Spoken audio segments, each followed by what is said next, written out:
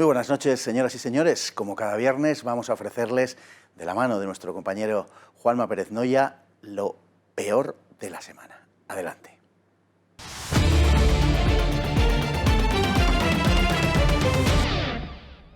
Buenas noches, Fernando. Pues comenzamos recordando que el PSOE ha impedido que Podemos sea investigado en comisión por su supuesta financiación irregular. Al igual que el Partido Morado habría solicitado que se investigase las posibles comisiones que el rey emérito habría cobrado por el AVE a la Meca, pues el Partido Popular solicitó que se hiciese lo propio con el partido de Pablo Iglesias. Bien, pues el PSOE ha utilizado su poder para impedirlo. Un PSOE que junto con el Partido Popular vivió un tenso rifirrafe el pasado miércoles en el Congreso.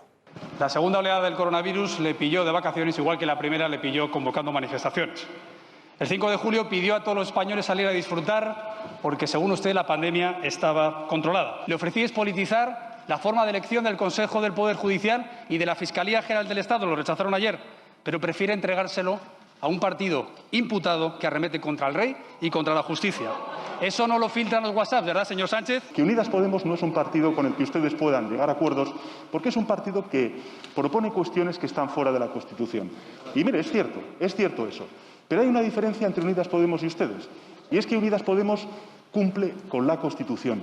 Ustedes no cumplen con la Constitución. Por cierto, que el Partido Popular también sigue bajo sospecha, porque esta semana hemos conocido nuevas escuchas, nuevas investigaciones relacionadas con la Operación Kitchen y con supuestas comisiones ilegales y robo de información que habría operado el Partido Popular en la etapa del gobierno de Mariano Rajoy. Por cierto, que acabamos con la imagen posiblemente más repugnante de la semana, las sentidas palabras de disculpa de Pedro Sánchez después del suicidio de un convicto etarra. Me quería referir al caso de Igor González Sola, al preso de la banda ETA, que se suicidó la semana pasada en la cárcel donostiarra de Martutene, ¿no? Y quiero, antes que nada, decir algo obvio, y es lamentar profundamente su muerte. Lo lamento. El desgraciado suceso de la semana pasada debe servirnos estímulo, sin duda alguna, para mejorar, pero ha habido una atención, y quiero que usted lo sepa, señoría, correcta de la autoridad penitenciaria con Igor González.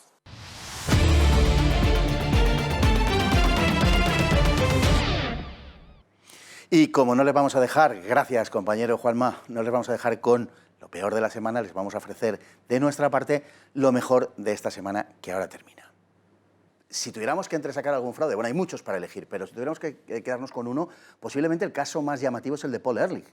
Paul Ehrlich, un señor que viene haciendo vaticinios desde los años 60, que literalmente no ha dado una, que es el abanderado de los neomalthusianos, y que sin embargo tiene un prestigio, bueno, a cada error en el vaticinio le corresponde un premio internacional. Sí, pero lo más grave de Paul Ehrlich es que no es climatólogo, no es meteorólogo, no es entomólogo. Sí, sí. Y él vive de los insectos y de sus libros, tanto la bomba poblacional, sí, como luego la explosión poblacional, sus 3 libros que le vive de la venta de sus libros. Oye, no da una, como bien acabas de decir, no, jamás ha acertado nada. Si fuera un vidente estaría muerto de hambre. Sin embargo, los de su cuerda, porque claro, todo esto viene avalado por ideologías políticas y empresariales, ¿no? Le arropan, le dan premios, él dice que bueno, que todo nos ha cumplido, pero que estamos en eso. O sea, el caso es blanquearle al señor que vive de los libros que dice de alarmar a la gente y de meterles el miedo en el cuerpo. Efectivamente, o sea, ¿qué pinta este señor? Sí es científico, es entomólogo, ha estudiado biología, pero no tiene ni idea ni de poblaciones humanas, ni de meteorología, ni de nada de esto. Es otro, pero bueno, esto no se podría considerar un fraude, porque a fin de cuentas no es un estudio científico publicado en revista científica, ¿no? Como puede ser, por ejemplo, lo del coreano Gu Suk, cuando lo de la clonación de las células madre, sí, que eso fue publicado, sí, en Lancet. Y también Lancet publicó, ¿no? ¿Y te acuerdas? Lo de Richard Barr, que quería a toda costa atribuir a la vacuna triple vírica el autismo. Ah, sí, cierto. Eso fue publicado en Lancet. Y ahora Lancet, y eso sí son fraudes, fraudes que luego las revistas científicas, Nature, Science, Lancet, tienen que retractarse y borrar el artículo. Y lo último es lo de la hidroxicloroquina. En Lancet también. Y han tenido que echar marcha atrás porque el estudio no tenía... Eso sí es un fraude. Porque claro, lo de Piltdown fue a finales del siglo pasado. El gigante de Cardiff, no sé si te acuerdas.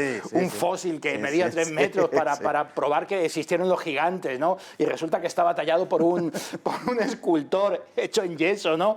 Y como te acuerdas también de los sapos de Kemmerer, que habían desarrollado unos espolones y resulta que los habían inyectado en tinta, ¿no? Luego dijeron que era un enemigo de Kemmerer y que él no había sido, y bueno, la Unión Soviética lo arropó. Y así, los rinógrados, ¿no? ¿Te recuerdas los rinógrados? Que era una isla donde vivían unos mamíferos que habían desarrollado una nariz para andar.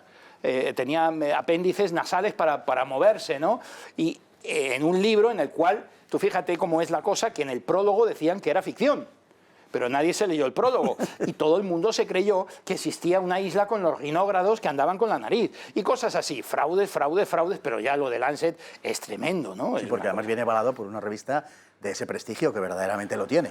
Y todo un clásico, Podemos se victimiza para evitar ser el foco de una ininterrumpida serie de casos de corrupción y algunos caen en la trampa y siguen entrando al trapo. Vemos aquí el titular de ABC, Podemos amenaza ahora con hostigar al rey y a los empresarios. En Podemos habéis lanzado todo tipo de provocaciones sugiriendo que vais a acosar con carácter generalizado, pero lo único que perseguís es desviar el foco de vuestra horrible corrupción. Y todo ello porque habéis encontrado esta pintada en una carretera que vosotros atribuís a la extrema derecha. Vemos esta pintada que yo creo que todo el mundo ha visto, coletas rata, pintada en la que pueden leerse estas dos palabras, ¿no? Inmediatamente Pablo Iglesias lo ha interpretado como un ataque contra él, aunque ignoro cuál de las dos palabras, coletas o rata, ha sido la que le ha llevado a usted, señor Iglesias, a darse por aludido. La verdad es que se trata de un truco. Queréis no solo desviar el foco de atención, sino sugerir que las acusaciones de corrupción forman parte de una conspiración contra vosotros y que dichas acusaciones serían de la misma baja condición que el acoso que estáis sufriendo. Y así no se habla de la realidad, de vuestras pregonadas medidas sociales que no son más que una estafa, simplemente una estafa, otra más, porque a vosotros los trabajadores os la bufan, para que me entendáis, en vuestro lenguaje. La renta mínima era, ya lo sabíamos, una estafa más. Ahora sabemos que os lleváis también con Pedro Sánchez el mentiroso patológico al servicio de los millonarios globalistas. El último timo de Iglesias. Quita a las familias la prestación por hijo si quieren cobrar la renta mínima. Sí, señor, esto es no dejar a nadie atrás.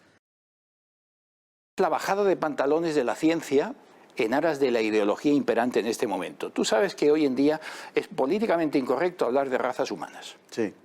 O sea, ya eres no xenófobo. No existen Oficialmente las razas. No existen las razas. Es lo mismo un nórdico que un chino, que un sueco que un chino. Sí. Es lo mismo que igual un chino que un pigmeo del Congo. Y así sucesivamente. No existen las razas más que en los animales, en las razas domésticas, porque las razas silvestres no tienen razas, tienen subespecies. Sí, pero el hombre es la única especie que no tiene razas. Exactamente. Es decir, el animal silvestre tiene nombre binomial en latín, es decir, género y especie, y también subespecie en el caso de que haya varias variedades, valga la redundancia, a lo largo de la zona o del planeta.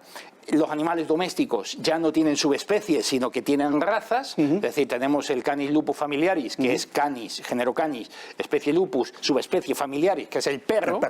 Pero dentro de esa subespecie tenemos decenas y decenas de razas fabricadas por el hombre o que pudieran haber surgido espontáneamente por la presión del medio, ¿no? Del medio ambiente. Bueno, pues el ser humano, que es Homo sapiens sapiens, hasta ahí llegamos, que es el hombre, el Cromañón moderno, podríamos decir. Sí. Bueno, pues este sapiens sapiens no tiene razas, es lo mismo, como te decía, un chino que un pigmeo del Congo. Lo mismo es.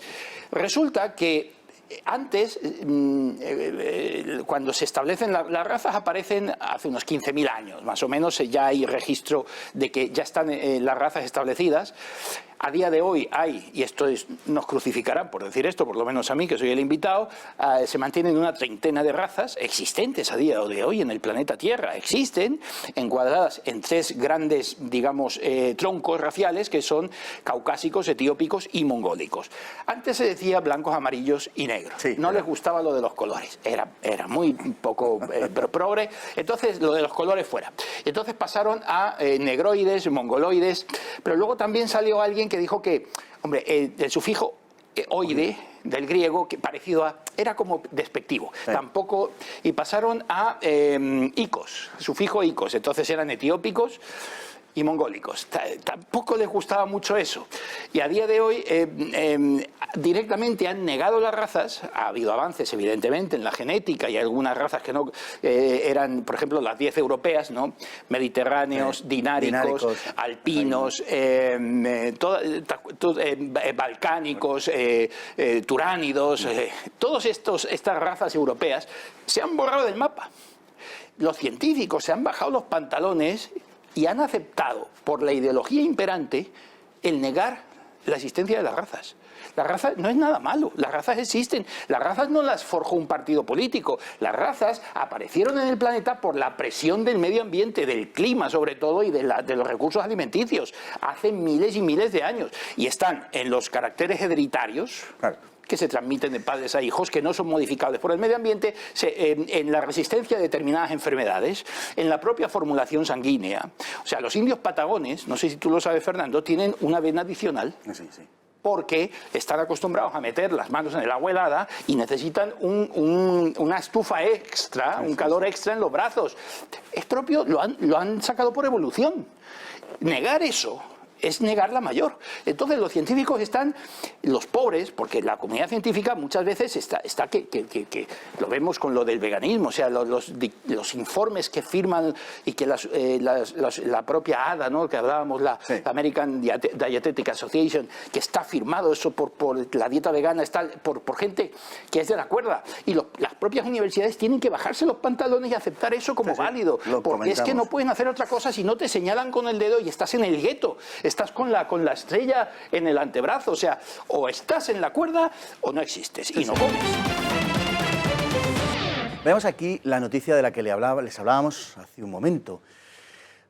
¿Se vacunaría frente al COVID? Un 30% de los españoles dice que no. Y hoy vamos a tratar de contestar a esa pregunta de qué está sucediendo, de por qué quieren obligarnos a la vacunación, y nos vamos a hacer una serie de preguntas para explicar por qué hay un porcentaje tan amplio de población como el 30% que no se fía de la vacuna, de esta vacuna. Déjenme decirles algo. Si el ser humano, al menos en esta parte del mundo, ha conseguido alargar su vida al tiempo que aumentar la calidad de la misma, ello se ha debido fundamentalmente a dos factores. Por un lado, la mejora en la alimentación, por el otro, la mejora en la sanidad. Y en este último caso, las vacunas han desempeñado un papel muy importante. En términos generales, las vacunas son buenas y han erradicado peligrosas enfermedades. La mayor parte de la población está de acuerdo con esta afirmación. Pero de la misma manera se nos dice que un 30% de la población se opone, repito, a esta vacuna. Gente que en otros casos nada tiene o tenemos contra la vacunación, en este caso desconfía o desconfiamos. Responder a esta situación insultándoles al tratarles de negacionistas no ayuda, precisamente. Una gran parte de la población española no otorga ninguna credibilidad al gobierno, ni a las autoridades sanitarias, ni a la OMS, ni a los medios de comunicación, ni a los fabricantes de la vacuna. Todo lo cual, dicho sea de paso, nos parece muy razonable. Medios de comunicación del más variado pelaje, esos que hoy al 30% de la población, como poco, se dedican a insultarles llamándoles negacionistas. ¿Nos vamos a dejar guiar por unos creadores de la opinión pública como estos? El gobierno de Sánchez e Iglesias es el que peor ha gestionado la crisis del coronavirus en todo el planeta. Sin embargo, su nefasta acción habría sido imposible sin la tolerancia o incluso aquiescencia de los medios de comunicación. A finales de enero, por ejemplo, cuando la Organización Mundial de la Salud ya había decretado la emergencia mundial, se ridiculizaban a aquellos que empezaban a tomar medidas. No es razonable que en Usera, en las farmacias de Usera no queden mascarillas, no es razonable los comentarios que dices, tengo que ir a comprar al chino, pero no me atrevo. Oiga, una persona por tener los ojos rasgados y decir achís no es un peligro andante, por favor. Yo tenía mucho miedo de infectarme, ¿sí? Menos mal que este supervirus se frena con estas mascarillas de 1 euro. Ahora me siento muy seguro. Bueno, ya os lo dijimos ayer, no hay que ser alarmistas. Poco después, se negaba que hubiese motivos para suspender el Mobile World de Barcelona. Nadie se ha hecho cargo de lo que este virus del miedo, como decía Inda, podría afectar, ¿no? Porque claro, todos estamos de acuerdo en que aquí en España hay 2 casos, y 2 casos además que no tienen ningún recorrido. Yo no he visto un caso, un ejemplo más perfecto de lo irracionales que somos ahora mismo que este. Estamos hablando de 2 casos que ninguno se contagió en España. Pero quizás lo peor llegó a finales de febrero.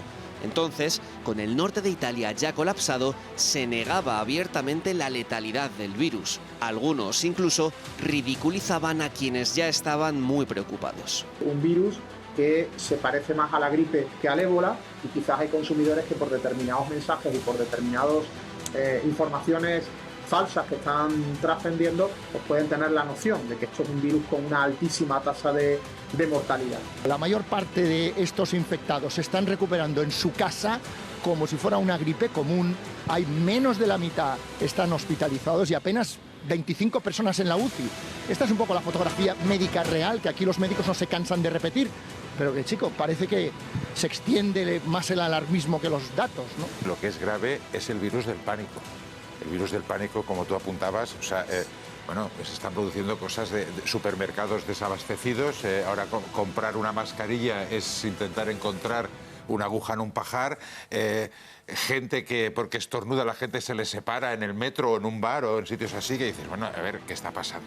Es que a mí me han contado en diferentes hospitales que hay gente que parece que tienen ganas de tener el coronavirus para salir en la tele. Es que estamos en una situación que realmente es espeluznante. Es más, se hablaba hasta de lo infantiles que eran aquellos que le exigían medidas al gobierno. ¿No te ha cogido esto de la histeria del coronavirus? ¿No, de una especial preocupación? ¿No sabías si traer máscara para hoy? Yo procuro no caer en esa histeria ni ninguna otra, ¿no? La sociedad es un poco infantil, de todas maneras, en general, no en este caso, sino en general, ¿no? No solo eso.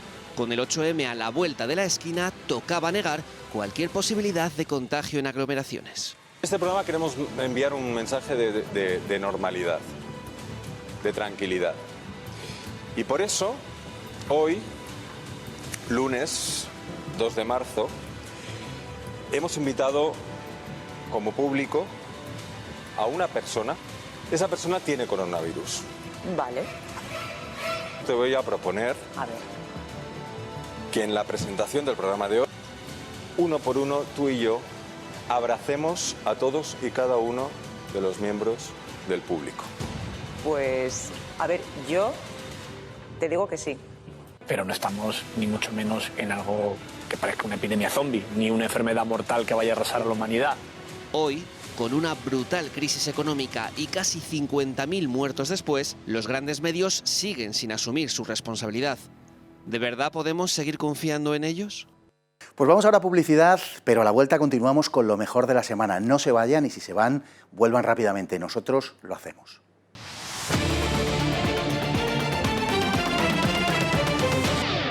Y de vuelta de publicidad, continuamos ofreciéndole lo mejor de la semana. ¿Eres un antivacunas? Alguien que cree que a través de las vacunas nos están, condicionando no sé qué cosas y que las vacunas, en definitiva, redundan en beneficio de determinados grupos de interés, pero que no le han hecho ningún bien a la humanidad en términos generales? ¿O crees que las vacunas, por el contrario, han contribuido en términos generales al bienestar de la humanidad y son una de las razones principales de que nuestra vida sea mucho más larga y mucho más dichosa, valga la expresión? Es obvio que las vacunas en sí, lo habéis nombrado aquí bien antes, son buenas, han sido buenas y seguirán siendo buenas. También es cierto, según lo que acabas de decir, que son un negocio. No olvidemos que la salud es un negocio también.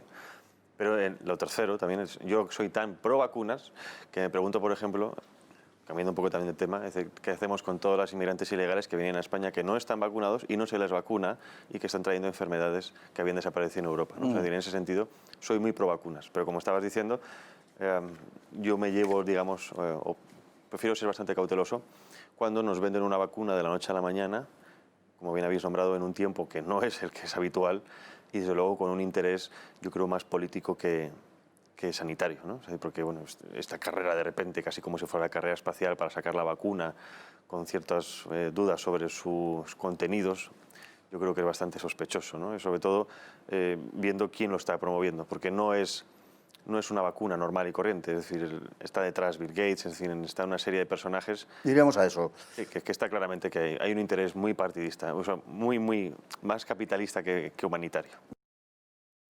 Deberíamos, en principio, en cualquier caso, tranquilizar a aquellos que no están por la labor de ponerse la vacuna porque están amparados por la legislación internacional. Digo en principio, porque luego estos hacen de su capa un sayo.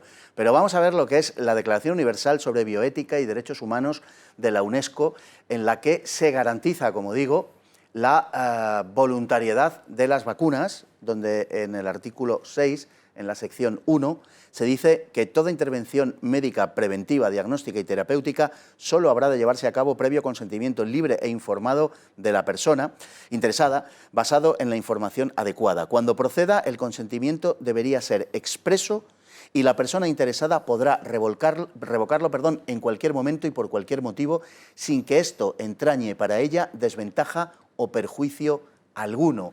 Lo tienen ahí, el artículo 6, la sección 1, que habla del consentimiento en la Declaración Universal sobre Bioética y Derechos Humanos de la UNESCO. Por tanto, en principio, aquellos que rechazan la vacuna deberían estar razonablemente seguros, pero, lógicamente... Bueno, hay que estar con los ojos bien abiertos porque primero ya sabemos que estos documentos suelen ser papel mojado, desgraciadamente. Los derechos humanos se aplican para cuando interesan a algunos, no siempre. La Constitución igual, ya vemos cómo las dan patadas a diario en nuestro país. Y está claro que estos derechos se pueden coger con pinzas. Sobre todo porque estuve leyendo en Twitter un hilo, por lo visto, de un abogado que explicaba que podría haber un cierto recurso que utilizaría la élite si la OMS llegara a llamar como alerta absoluta, ¿no? Es decir, peligro absoluto con este virus. Entonces ahí sí que quizás se pudiera empezar a plantear la opción de vacunas masivas, al menos a ciertas partes de la población. Yo ahí, dentro ya de mi análisis, puede ser, pensemos qué grupos pueden ser principalmente vacunados en una población como la española.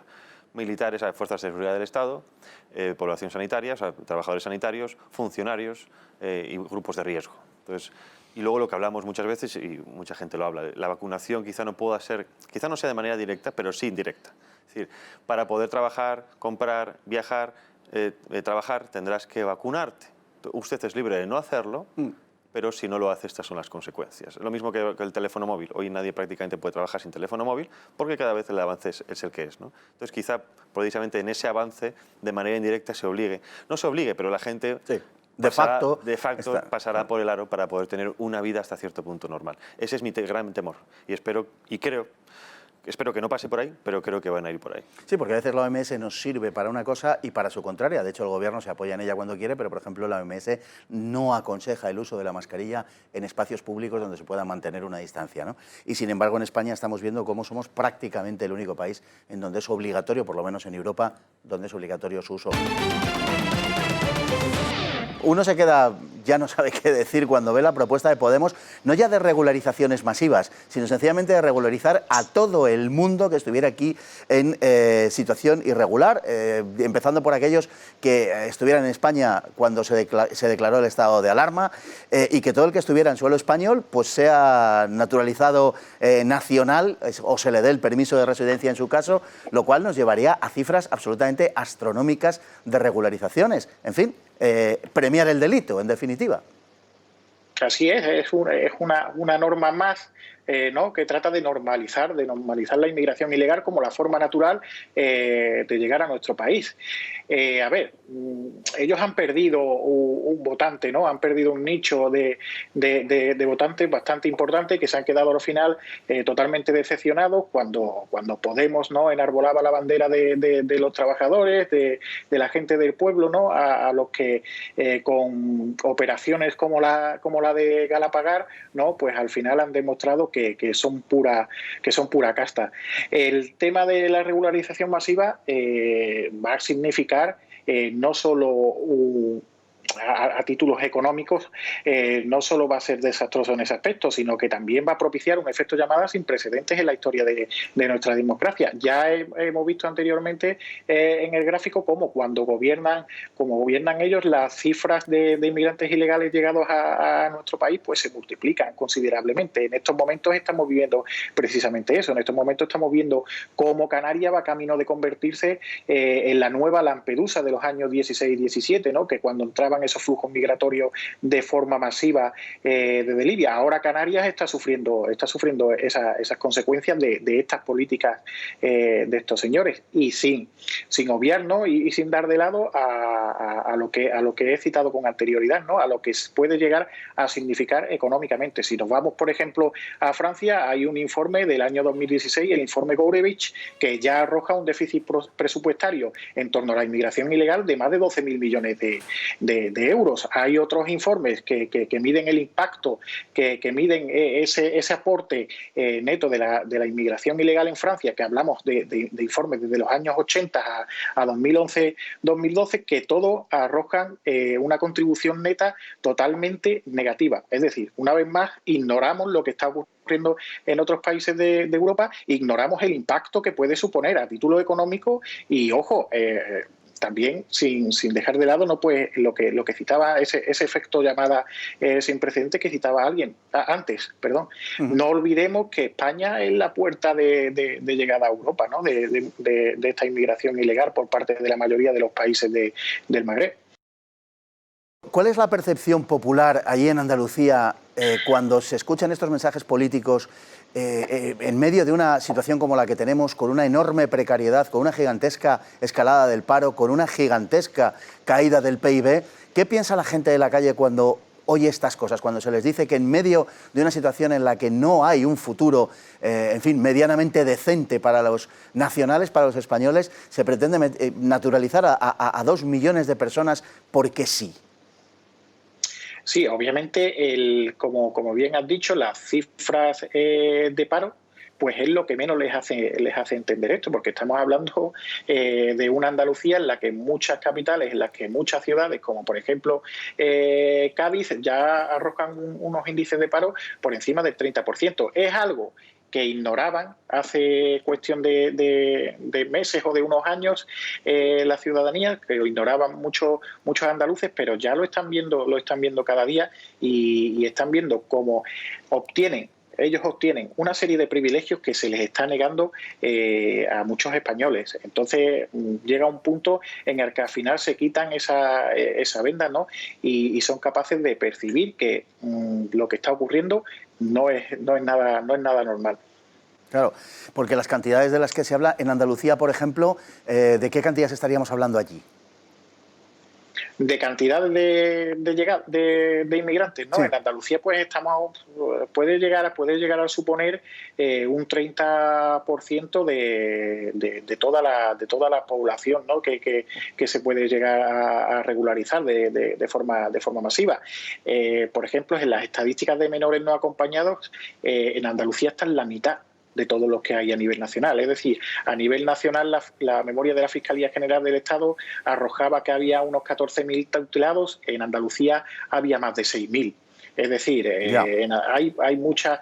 Sí que es cierto, ¿no?, que lo que son los adultos sí que viajan hacia el norte de España, pero también hay muchos inmigrantes ilegales que al final se quedan en nuestras ciudades porque, por ejemplo, en zonas como Huelva, Almería y la zona ya más de Levante español, al final a lo que terminan dedicándose son pues a labores agrícolas, ¿no? Entonces sí que suelen fijar su residencia en Andalucía. Biden, además, en la línea del pensamiento ortodoxo progre, asumió esa estúpida idea de que las mujeres, cuando denuncian abusos o acosos, etcétera, no mienten. Y él ha sido acusado en 8 ocasiones, una de ellas de una enorme seriedad como es la de Tara Reid, a la cual los medios han intentado de todas las formas silenciar, pero que parece que no pueden. De hecho, la denuncia salió de un medio muy modesto, al parecer, originalmente, y nadie quiso hacerse cargo de ella. Pero está siendo muy seriamente acusado, precisamente porque él ha sido uno de los instigadores de ese tipo de ideas. El movimiento Me Too se puso en marcha por la izquierda norteamericana, que existe, y hay que ver cómo, pues para cargarse a Donald Trump. Sin embargo, se está cargando a Hollywood, se está cargando a Wall Street y se puede cargar a este candidato demócrata. Bueno, en realidad no se lo va a cargar, hay demasiado en juego y se le va a mantener. Pero le están dando unas cartas a Donald Trump que puede él repetir lo que hizo en uno de los debates con Hillary Clinton hace 4 años, que presentó en ese debate en el público asistente a 4 o 5 mujeres que denunciaron que Bill Clinton las había violado o las había abusado de alguna manera de ellas. Sí, sí. Y demás. Pero es que además en este caso es innegable. O sea, hay infinidad de fotos de Joe Biden como vicepresidente de Estados Unidos en los que abraza, toca, soba y hasta huele el pelo a mujeres y a adolescentes. Así es. Tenemos a toda la izquierda, a todas las feministas, a las del yo sí te creo, hermana, apoyando a este individuo. Bueno, ya se sabe, los progres, haz lo que yo te digo, no como yo hago. ¿Qué hay de verdad? Yo creo que es bastante, ya le adelanto mi opinión, pero ¿qué hay de verdad en el rumor, más que rumor, la idea de que precisamente ese ticket se ha confeccionado para meter por la puerta de atrás al sector izquierdista del Partido Demócrata en forma de mujer y además perteneciente a minorías raciales, que esto les encanta, para sustituir eventualmente y al poco tiempo a un afectado, a un desmemoriado Joe Biden, y de esta manera conseguir que una mujer, ya digo, perteneciente a esas minorías raciales, se convierta en presidente de los Estados Unidos por lo que podría llegar a ser una inhabilitación del propio Biden en caso de ganar como presidente. Yo creo que, aunque coincido con usted, don Fernando, en que esto es así, esto es un plan, no vamos a decir maquiavélico, porque lo sabe todo el mundo, que el Partido Demócrata está en esto. Es decir, bueno, Biden sabemos que es un candidato nefasto, pero al menos, chicos, chicas, chicos, votad la candidatura del ticket porque llevamos a una de las vuestras, pues mujer, minoría, abortista, vegana, no sé si es vegana y tal. Pero lo tiene será, todo. Si no Lo tiene. Si hace falta, se hace vegana. Sí. Se hace vegana y adopta una gallina. Y demás, o indulta un pavo el día de Acción de Gracias. Para que conseguir el voto y, desde luego, alguien que es verdad que tiene experiencia de gobierno, ha sido fiscal en California y senadora unos años, pues para sustituir a este Biden. Ya hubo un caso parecido con su querido Wilson, el presidente Wilson, en el año 19, poco antes de las elecciones, le dio un derrame cerebral y que le dejó medio lado paralizado. Hemos estado viéndoles a ustedes en televisión y la verdad es que a uno no deja de sorprender la actitud general de los medios. Los medios parecen acusarles a ustedes de llevar a cabo determinado tipo de acciones fuera de la legalidad o en el borde de la legalidad, cuando aquí se está produciendo un fenómeno por causa de los políticos, de los ocupas obviamente, de la Administración de Justicia, que ahí sigue tocando el violón como quien dice, y sin embargo es a ustedes a quienes acusan de llevar a cabo su trabajo con procedimientos, como digo, que en ocasiones, pues, en fin, escandalizan o parecen escandalizar a determinados medios. Bueno, es que al final cada uno defiende lo suyo y te voy a poner un ejemplo, ya que hablas de estos gobernantes. Se abren las fronteras, se permite la ocupación, se permite el empadronamiento en pisos. Cada padrón es un voto. Blanco y en botella, en mi casa no es Coca-Cola. Entonces, para mí es la base de todo, es la base de todo. Yo he recuperado pisos de 30 metros cuadrados donde habían empadronadas 57 personas. Madre mía. 57 votos. Entonces creo que hay poco más que hablar. Cada uno defiende lo suyo por su propio interés. Entonces creo que hay gente que está gobernando, que prioriza obviamente su interés a una reelección, a la seguridad, al bienestar de los propios españoles que pagamos nuestros impuestos religiosamente. Pero bueno, nos acusan de cosas que obviamente no son ciertas, y aparte yo lo que siempre hablo orgulloso de mi empresa, a esta gente que nos ataca lo que más rabia le da es que, como te digo, Desocupa ya ha ayudado a más de 5.200 familias y no tiene ni una sola condena, que es lo primero que tendrían que preguntarse, que ¿por qué? Porque a lo mejor estamos haciendo algo bien. Obviamente yo lo percibo en la calle, en las redes sociales, en las entrevistas, cuando te viene la policía, la de la calle, y te dice, tío, hacéis un trabajo increíble, y te lo digo como policía. Yo recibo cientos de mensajes de policías a la semana. De seguidores son miles, es imposible contestarlos a todos.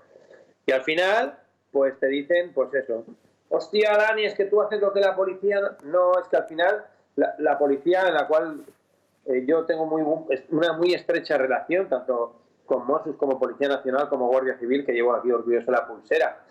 Me tratan súper bien porque se han dado cuenta que hacemos un gran trabajo. Entonces, eso te lo dice el policía que está en la calle. A mí, que en un programa de televisión, un colaborador a sueldo de un canal subvencionado por estos tipos que están ahí arriba, me ataque, me da igual si es que le doy la vuelta y acaban en ridículo. Porque a mí me han llegado a atacar en un programa de televisión y luego me han llamado para decirme, oye, que yo hacía un papel, Dani, oye, por cierto, mira, le han ocupado la casa a un familiar. Digo, fíjate tú. Ahora sí. Fíjate tú que no soy tan malo. Solucione el problema, pues bueno, hay un loco que se llama Dani, que tiene una empresa que vamos haciendo lo que podemos, al final. Y la pregunta que se hace todo el mundo es ¿por qué ustedes lo pueden hacer y la policía no? Porque nosotros la actuación que hacemos es dentro de la zona de una propiedad privada, autorizado por esa propiedad privada. La policía, sin una orden judicial, no puede abrir una puerta, que nosotros no la abrimos, pero esperamos a que salga el Ocupa y con el permiso de esa comunidad, en caso de no llegar a un acuerdo, ese Ocupa se quedará en la calle. Y esa actuación no está contemplada para fuerzas y cuerpos de seguridad del Estado. Y con esto despedimos la semana, no sin desearles, naturalmente, que tengan un buen fin de semana antes de vernos, Dios mediante, el próximo lunes. Y aprovechamos también para recordarles que este domingo estrenamos La España Viva en el Toro Televisión, un programa que transmitirá el mensaje de Vox tal y como es, sin filtros ni manipulaciones por parte de la izquierda mediática. Este espacio combatirá la constante distorsión que se hace del mensaje de la formación de Santiago Abascal. Repasaremos la actividad política y parlamentaria de la tercera fuerza de nuestro país desde dentro, desde el Congreso de los Diputados.